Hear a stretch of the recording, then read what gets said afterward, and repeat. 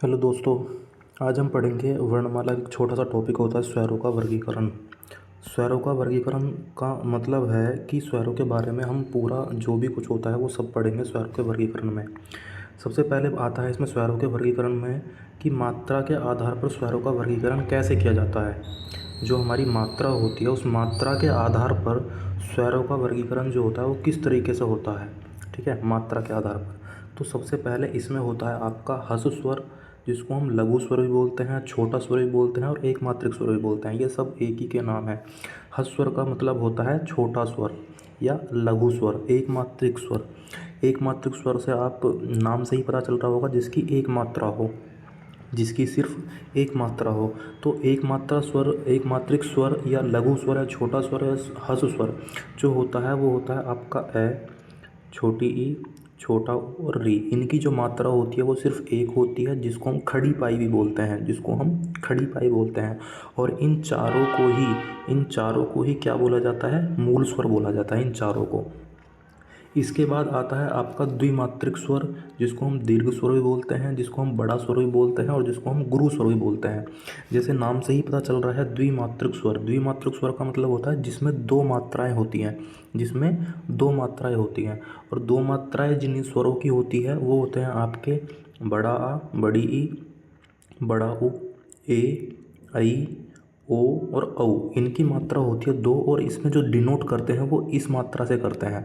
इसको वर्तुल बोलते हैं। क्या बोलते हैं इसको? वर्तुल रेखा। इसकी मात्रा, इसका मतलब ही दो होता है, इसका मतलब दो होता है, दो। ठीक है। जब हम छंद पढ़ेंगे तो छंद में ये चीज़ें होती हैं कि एक को दर्शाते हैं हम, एक मात्रा को दर्शाते हैं हम खड़ी पाई से, और जब हम दो दर्शाते हैं, दो मात्रा को दर्शाते हैं हम वर्तुल रेखा से, जिसका साइन होता है आपका ये। इसके बाद आता है आपका प्लुत स्वर। प्लुत स्वर हिंदी में नहीं होता है, संस्कृत में होता है, बट इसमें वर्गीकरण में बोला गया है, वर्गीकरण में हम बताएंगे ही। तो इसमें होती है आपकी तीन मात्रा। प्लुत स्वर में होती है आपकी तीन मात्रा। ये जो साइन है आपका, ये जो साइन दर्शाया गया है, ये तीन मात्रा के लिए दर्शाया गया है। अब मैं इसको बताता हूँ मात्रा मतलब किस तरीके से। जो आपका छोटा स्वर होता है, इसको बोलने में या एक मात्रिक स्वर को जो बोलने में लगता है वो बहुत कम समय लगता है। लेकिन जब हम द्विमात्रिक स्वर बोलते हैं तो द्विमात्रिक स्वर को बोलने में एक मात्रिक स्वर के बोलने की अपेक्षा दुगना समय लगता है। और इसी तरीके से प्लुत स्वर को जब हम बोलते हैं तो प्लुत स्वर में जो बोला जाता है उनको बोलने में एक मात्रिक स्वर की अपेक्षा तीन गुना समय लगता है। इसलिए इनको एक रेखा मतलब एक मात्रा, दो मात्रा और तीन मात्रा से हमने दर्शाया है। इसके बाद आता है आपका सजातीय स्वर। सजातीय स्वर से मतलब होता है जो एक ही जाति के स्वर होते हैं, जो मतलब एक ही जाति से मिलकर बने होते हैं, उनको बोला जाता है सजातीय स्वर। जैसे कि बड़ा आ होता है, बड़ा आ जो होता है वो आपका ए प्लस ए से मिलकर बना होता है। तो ये जो दोनों हैं वो एक ही जाति के हैं, मतलब एक जैसे हैं। तो इन दोनों एक जैसे जब ए और ए मिलेंगे, जब ये ए और ए जुड़ेंगे तो बनाते हैं ये क्या, ये बड़ा आ बनाते हैं। तो मतलब एक ही जाति के। इसी तरीके से आपका बड़ा ई, जब छोटी ई और छोटी ई दोनों जुड़ेंगी तो ये बनाती हैं आपकी क्या, बड़े ई। इसी तरीके से आपका छोटा ऊ और छोटा ऊ जब दोनों जुड़ेंगे तो ये बनाते हैं आपका बड़ा ऊ। तो इन दोनों की एक ही जाति होते हैं तो इनको बोला जाता है, इन दोनों एक ही जाति होती है, इन दोनों एक ही जाति से मिलकर जो ये स्वर बनते हैं इनको बोला जाता है सजातीय स्वर। सॉरी। इसके बाद होता है आपका, एक होता है आपका विजातीय स्वर। क्या होता है आपका? विजातीय स्वर। जो बनते हैं आपके अलग अलग जाति से मिलकर, मतलब इन दोनों की जो जाति होगी, इन दोनों की जो जाति होगी वो अलग अलग जाति होगी। क्या होगी? इन दोनों की जो जाति होगी वो अलग अलग जाति होगी। जैसा आप यहाँ पे देख भी रहे हो, देखो यहाँ पे ए है, यहाँ पे छोटी ई है, यहाँ पे ए है, यहाँ पे ऐ है, यहाँ पे ए है, यहाँ पे छोटा ऊ है, यहाँ पे ए है, यहाँ पे ओ है। तो ये दोनों जो हैं वो अलग अलग जाति के होते हैं, तो इसलिए इनको बोला जाता है, इन चारों को बोला जाता है विजातीय स्वर। क्योंकि ये अलग अलग जाति से मिलकर बने जा होते हैं तो इनको बोला जाता है विजातीय स्वर। तो ए और ई मिलेंगे जब तो बनाएंगे आपका ए। जब ए और ए में आपका ए जुड़ेगा तो बनेगा आपका आई। तीसरा ए और ऊ, ये जब दोनों जुड़ेंगे तो बनाते हैं आपका ओ।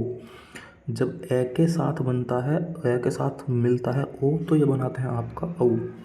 ठीक है, ये आपको ध्यान रखना है क्योंकि पूछे जाते हैं सजातीय स्वर और विजातीय स्वर, और ये हमें बहुत ही ध्यान रखने हैं, बहुत ज़्यादा इम्पोर्टेंट होते हैं क्योंकि ये आते हैं। ठीक है, आपको ये ध्यान रखना, जब आप ए बोलोगे तो ए प्लस ई से मिलकर बनता है।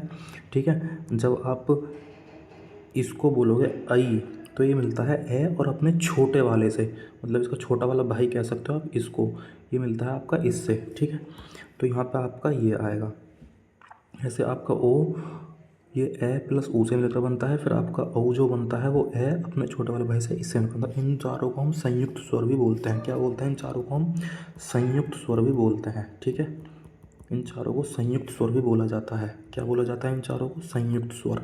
ठीक, इससे आगे देखते हैं हम सॉरी, दूसरा होता है जीवा।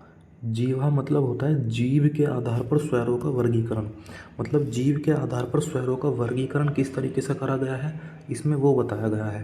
पहले पढ़ा था हमने मात्रा के आधार पर, दूसरा पढ़ेंगे हम जीवा, जीव के आधार पर स्वरों का वर्गीकरण। मतलब जीव के आधार पर स्वरों का वर्गीकरण किस तरीके से किया गया है।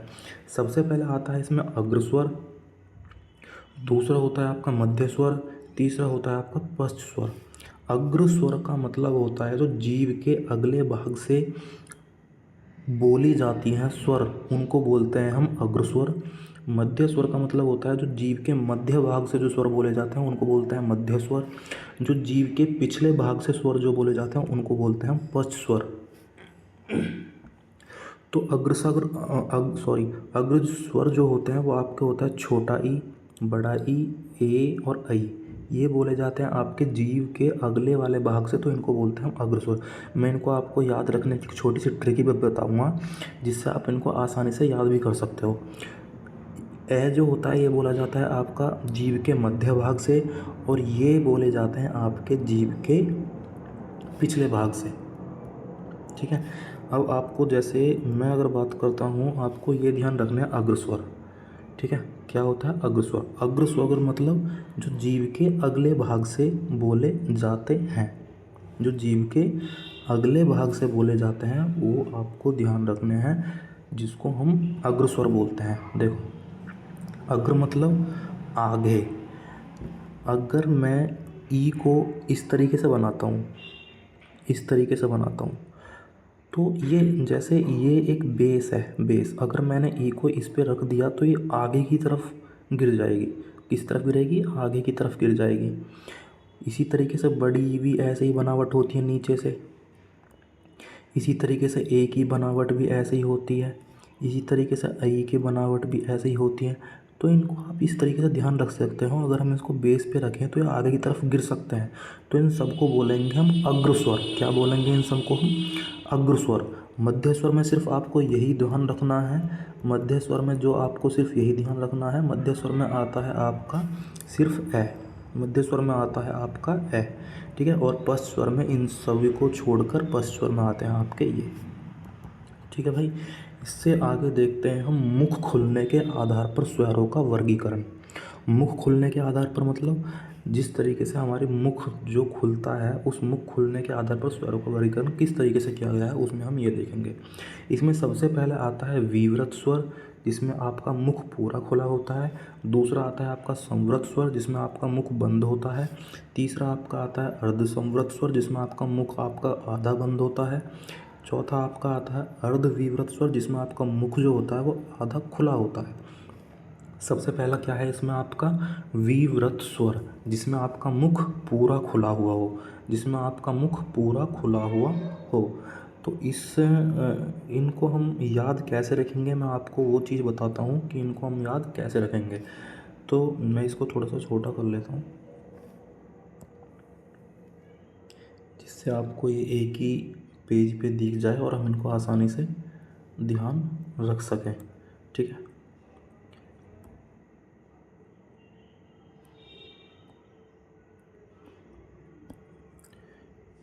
ठीक है भाई, अब देखते हैं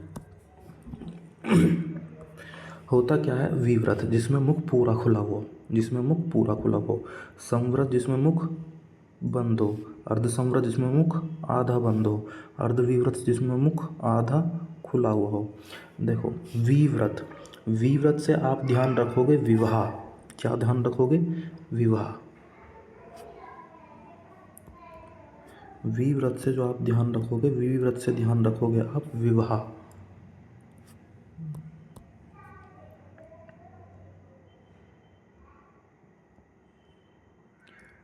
विवाह, जब आप विवाह बोलते हो तो उसमें आ की मात्रा आपके, मैं सिर्फ ये याद रखने के आपको तरीके बता रहा हूँ किस तरीके से आप याद रख सकते हो। विवाह, विवाह, इसमें देखो आ की मात्रा होती है विवाह, तो आप विवाह विव्रत से लिखोगे आप आ। मैंने किसी को इनविटेशन दिया, मैंने किसी को शादी में बुलाया, मैंने किसी को विवाह में बुलाया, तो विवाह, विवाह से आप ध्यान रखोगे आ। मैंने उससे बोला कि भाई आप सब आना, सब के सब, विवाह में सब आना, विवाह में सब आना। सब से आप ध्यान रखोगे संवृत स्वर। क्या ध्यान रखोगे? संवृत स्वर। तो सब आना ई बी और ओ बी, ई बी और ओ बी। मैंने क्या बोला? विवाह में सब आना ई बी और ओ बी, विवाह में सब आना ई बी और ओ बी।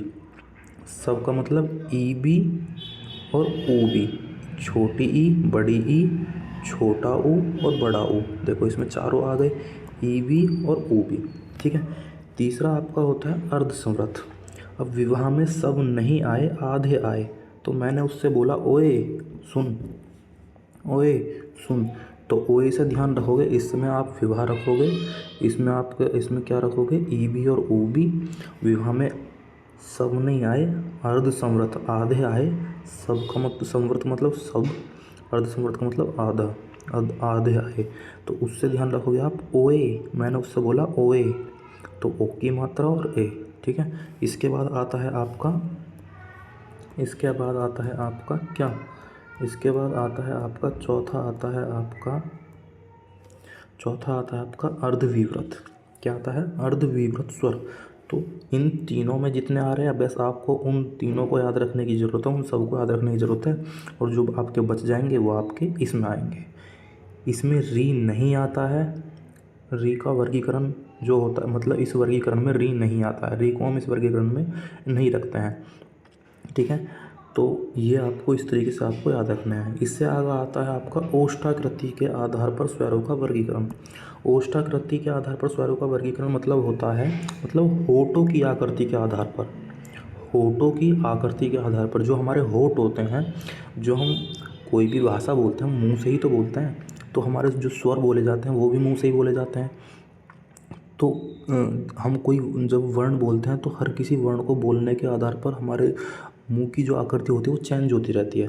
तो होठों के आधार पर जो स्वरों का वर्गीकरण करा गया है वो किस तरीके से करा गया है? सबसे पहले इसमें होता है आपका व्रतमुखी, जिसमें आपकी होठों की आकृति गोल होती है, जिसमें आपका छोटा ऊ, बड़ा ऊ, ओ और औ बोला गया, वो औ आता है। ठीक है।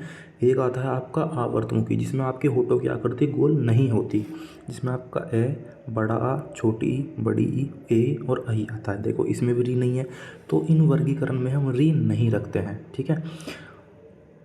तो स्वरों का वर्गीकरण आपका इतना ही है। अगर आपको वीडियो अच्छी लगे तो प्लीज़ लाइक कीजिएगा, चैनल को सब्सक्राइब कीजिएगा, और अगर आपको कोई भी सजेशन देना है तो प्लीज़ कमेंट ज़रूर करिए। Thank you.